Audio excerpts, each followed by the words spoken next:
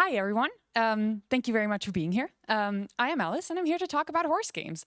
It turns out I have a lot to say about those. And in these next about 20 minutes, I'll really only be able to scratch the surface of my literal years of research into this topic. So if at any point in this talk you're like, wait, I want to know more about how that works, there seems to be more to that, rest assured that you will probably find a deep dive into it on the mainquest.com, and that I've linked to it in these slides wherever relevant, and that I will share them afterwards. Let's get started. Just a brief overview of who I am. I have been in the games industry for about 9 years. I have a generalist background in game design. I started work as a Unity gameplay programmer back in the day, then shifted over to producing over the years. But I've also worked in marketing, community management, game design, then as a producer. Now, since this spring, I've been freelancing as a consultant with a focus on horse games, and I've also been riding horses all of my life. Okay, so I run the MainQuest, which is a website dedicated to horses and video games. On it, I write articles, like news articles about new games. I review games that have horses in them. I analyze larger trends in the genre. I interview the developers and publishers that make these games. And I run communities for the people that play them. And one big part of why I launched the MainQuest back in 2018 was because I wanted to find out why, at least at the time, so many horse games were just so damn bad. But first, let's take a step back. What even is a horse game? What do I mean by that? Generally, it's a game about horses. Simple, right? So generally, the term horse game, the way I use it and the way most people that have played one will understand it, is that it's a thematic grouping. So it doesn't inherently define a genre or gameplay. It's just any game about horses. But that being said, a lot of horse games share a few defining characteristics and features. And there is such a thing as a typical horse game, including the ones you see on the right there. So in a typical horse game, you would usually have elements of build-up and simulation. You would have a lot of features and mechanics dedicated to horses. So you would be able to ride them, train them, breed them, manage them, maybe groom their coats or clean their stalls, stuff like that, feed them. There's one premise that is so common that it's almost a running gag among people who have played multiple games in this genre, because you've inherited a rundown farm and you need to bring it back to its former glory, probably by winning some cross-country or jumping competitions and investing the money. And that applies to very many games, which also means that if you're trying to find an old horse game that you've played, if you give that description, good luck, it could be any of hundreds. So horse games are a niche, but I do think they're a bigger niche that many people are generally aware of. The Horse Game Database is a community project run by people from the MainQuest communities that aims to catalog horse games. It currently has about 500 entries of individual horse games, including that some of them were released under a dozen different titles, but no, that's really the individual games. And I don't think we found all of them. So I do think there's more. There was really, as you can also see in this breakdown by decade, there was really a boom in the early 2000s, where there was sort of kind of a trend for there being edutainment software PC games. And those were also some of the first PC games that explicitly targeted young female players, following the sort of gender segregation of games marketing in the 80s. And then later in the 2000s, the horse game market kind of died down because there were more and more games that just weren't profitable anymore, in my opinion, because they all kept doing the same thing without really broadening who they appeal to and sharing some common issues. But yeah, so we essentially didn't get any new horse games, very few exceptions, for about a decade. And then there's been a bit of a renaissance since about 2017. Now, I tend to differentiate between horse game and game with horses, with horse games being games that are really focused on horses, whereas a lot of other games, of course, include horses as a means of transport. I do also write about these kind of games that just happen to include horses, but they're not primarily what I mean when I say horse game. Though, admittedly, Red Dead Redemption 2 enters a bit of a gray area because there's just so many details, so many horse breeds, so many interactions for the horses. So one could argue that Red Dead is a horse game, and I'm not going to say no. Okay. So when I started looking into this genre, most horse games that existed, especially the ones that were like single player for PC and console, which is what I'm most interested in, they all shared some common problems. Like this really applied to dozens of games in the 2000s, as well as the ones that were available in like 2018, 19, 20. So these games were usually made with insanely low production budgets. You can make a game for less than 100,000 euros, but if it's going to have like open world, several disciplines, and a multi-platform release, the producer in you is going to cringe. These games would often use faulty animation assets. You see that on the right. If you know anything about horses, you'll know that that's not how a horse moves. That's a 2-beat walk. The walk is 4-beat, actually. Yeah, for people that like horses, we kind of like how they look, so this is a factor. These games would often suffer from bad game design in terms of controls or balance and user experience, which was simply due to a lack of iteration, because you cannot make a good game on that budget.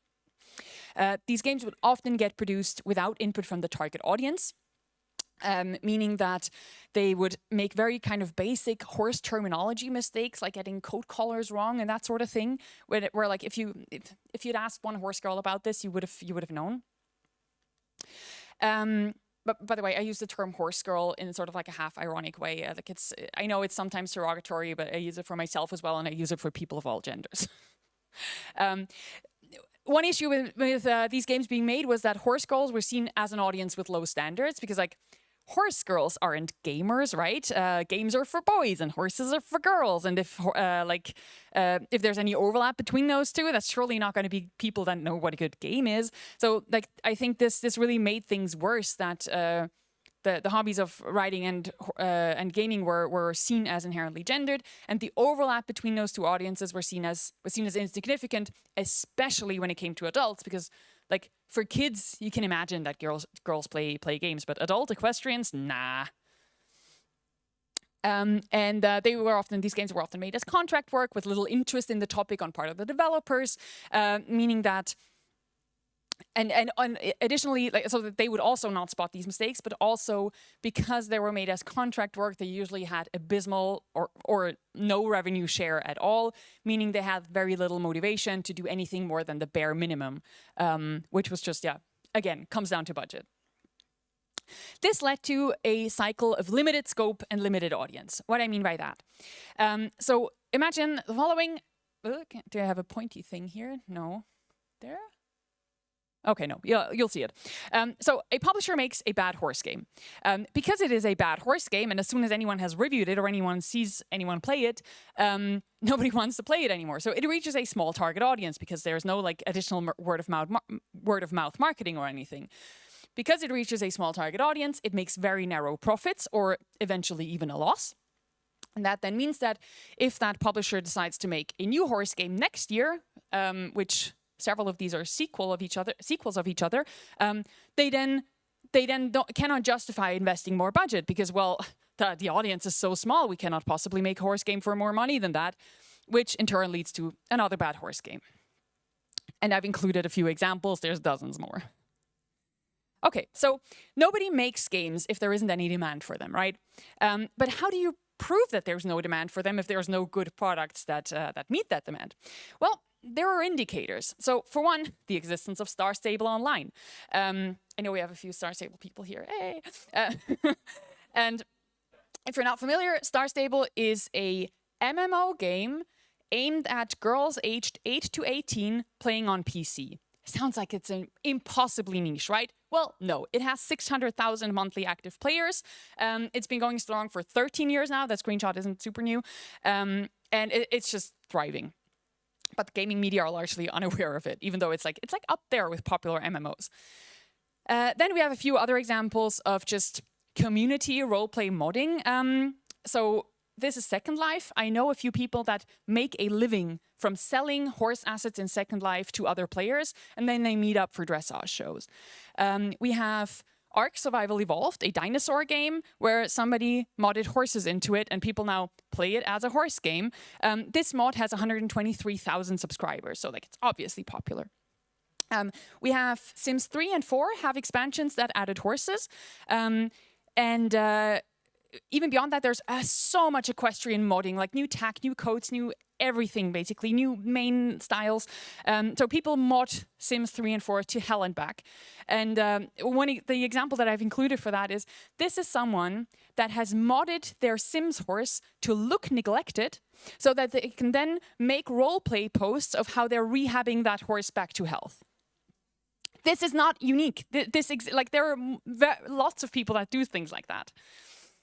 And we of course have Red Dead Redemption 2 again, which has a very passionate equestrian community. This PC Gamer article is from when they were kind of smaller. By now they have over 10,000 people, and they meet on dedicated servers to go on trail rides together, or to do like cross-country jumping shows, or they've even had dressage tests, or just go dress up with their horses. They're really like, they do like machinima stuff. They have a lot of very active, very community-driven kind of play. Okay, so I've been doing this whole learn and talk about horse games thing for 6 years now, and it's definitely bearing fruit in a lot of cool ways that I want to briefly share. So, for one, it's impossible to research horses in games without finding the main quest. If you do any sort of market research or competitor analysis at all, you will find my work, and you will find my critique of your competitors and my guides on how to do it better. Which in turn then leads to my feedback and advice being taken into account by some devs and publishers, which some of them have explicitly told me. And what helps here is that I can critique from a dev and producing experience. So the feedback that I give usually doesn't boil down to just, well, you should have made this game with 3 times the budget, obviously. But I try to suggest like feasible improvements that I know could have been done without lots of extra cost if you'd known it from the beginning. And by now I consult for several work-in-progress horse games for like horse accuracy, marketing, and community management. So basically advising on how to reach that horse-hungry gaming audience. And what I've also seen by now is that the main quest's communities are used as proof of that audience's existence in upcoming game pitches. Which I also just absolutely love. The most significant here is our Facebook group, which has 25,000, maybe 26,000 people by now. I didn't check. And it's just used as a significant, like, here's how we reach our early adopter players. That's definitely not the maximum of players that can be reached, in my opinion. And side note for the market, like for any social media marketing people, yes, Facebook can very much still be significant in marketing games. It just really just depends on the type of audience you're trying to reach. Okay, so I've talked about the history and what problems that games used to have in this space. Let's look at some of the improvements that have happened since. So I've already mentioned Star Stable, going strong, getting weekly updates all the time, making a lot of young kids very happy. Another interesting example is Rival Stars Horse Racing, which is almost sort of an accidental horse game success in some ways. It initially targeted like sports game fans and sort of like focused more on like the racing and the betting part. But then when they released, they realized that the people that actually engaged the most are the people, these equestrian gamers. I see we have someone from Rival Stars here as well. Hi. And so that over time, the game has pivoted towards including more of those like equestrian life features and like make the game fit more towards that target audience.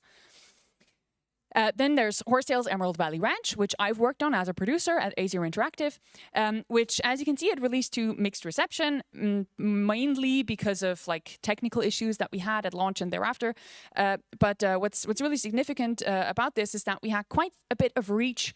Quite a bit more reach than usual, like traditionally published horse games. So like the direct competitors of this that came out the years before and like around that time, they were also multi-platform releases, but they would get like maybe 30 reviews on Steam at most, whereas ours got about 700. So we definitely reached more people, and we proved that these games can reach more people.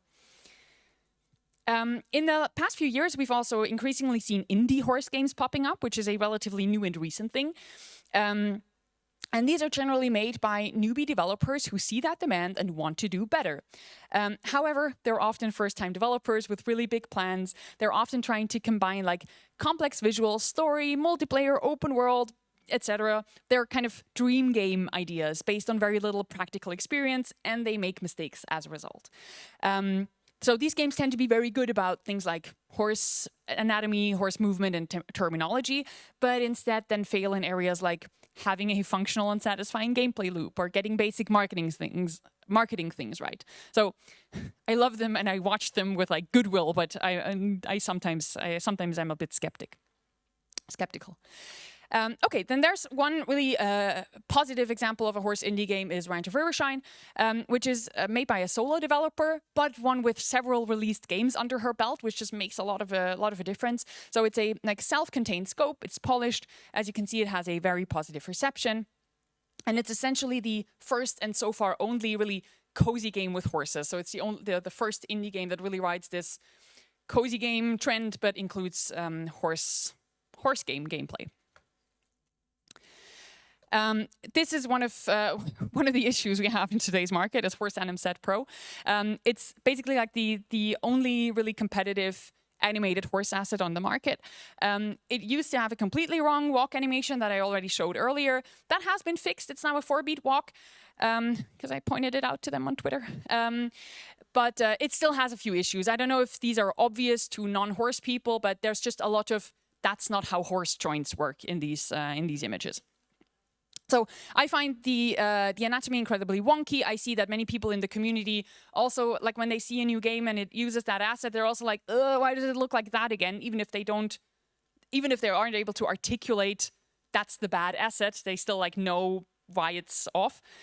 But it frequently is the only option for devs on small budgets, because this is a $50 asset versus like 5,000 plus for rigging, animating, modeling your own horse. And in my opinion, that should be part of your game's budget if you target horse game fans and want to fascinate the people that love horses. But devs and publishers frequently disagree and use it anyway. Another game that I have to mention, this is Windstorm: The Legend of Kimori, which I heavily worked on during its concept phase, and I'm now staying on board as a consultant. So what's special about this is that it targets horse game fans explicitly. It features a lot of these horse game mechanics like riding, training, breeding, managing, but it has a non-typical setting. So this puts you in the role of a courier rider in 13th century Mongolia. Which the intention of that is that this setting can appeal to a broader audience, to more of like a core gaming audience. So essentially people that might not pick up a barn build-up simulator, but who would be interested if like, what if Red Dead, but no guns? So there's obviously been improvements, important ones. But that doesn't mean that the main quest has reached its conclusion, so to say. There's definitely ways and ways to go. So what do we need? I want more games like Ranch of Rivershine, not just like copies, but just cozy games with horses with a small and like limited scope, but a certain amount of polish and quality. I think there's so many more disciplines that you could cover because, or like so many more games like that you could make. Because if you make small games and then are able to iterate and elaborate or make sequels of them, that's a lot more sustainable than if you release one half-finished huge thing, essentially. We desperately need better and new animated assets. So like if there's any tech artists here that want a solid business case, make a good horse asset. So that devs are no longer forced to choose between spending all that money making one themselves or using the wonky one. I also really want more games that aren't typical horse games, and I've outlined a bunch of good ideas that anyone is welcome to steal. And because I think that those can then target a wider audience, or sort of more overlap of people who are kind of have been burned by bad horse games before and don't want something exactly like that, but who would be interested in a game that happens to feature horses prominently. I hope that Windstorm: The Legend of Kimori can do that and can be that game. It definitely shouldn't be the only one. But yeah, it's like I have my hopes, but for this to break out of the horse game bubble, but it's also a very ambitious project, so we'll see where it falls in that comparison. And I also want more games that feature horses in meaningful ways, and not just as like meat motorcycles. What I mean by that is, even if your game mainly includes horses as a form of transport, there are so many ways to give them character, to make them feel alive, to make the player care for them. And that potential is just really often not realized. More tips for that in that linked article. Okay, so a few general takeaways for people who might not care about horses specifically, but I think most of you do. But still, general takeaways. I think I've really seen and found out that demand does not automatically create market. If there hasn't been a product that really channels that demand, it's hard to say that demand doesn't exist.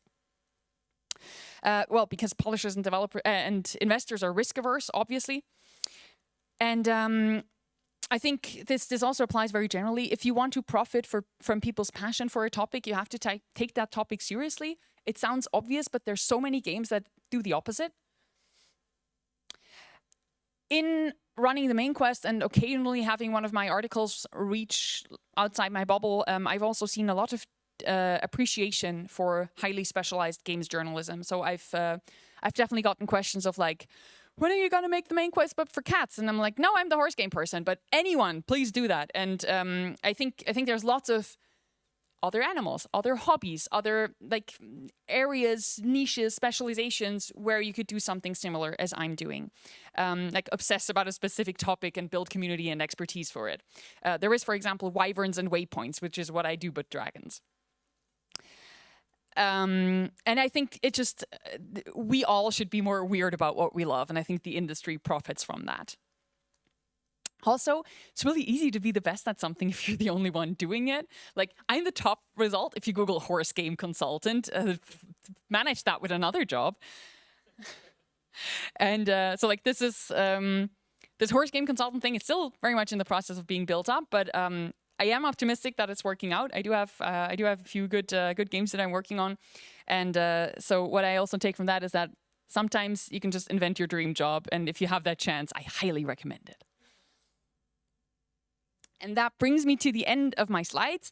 Thank you so much for your attention. I don't think we have time for Q&A. No, okay. But please do feel free to approach me, ask me anything. I'm always more than happy to chat about horses. I'll be around Devcom and Gamescom, so come up to me anytime.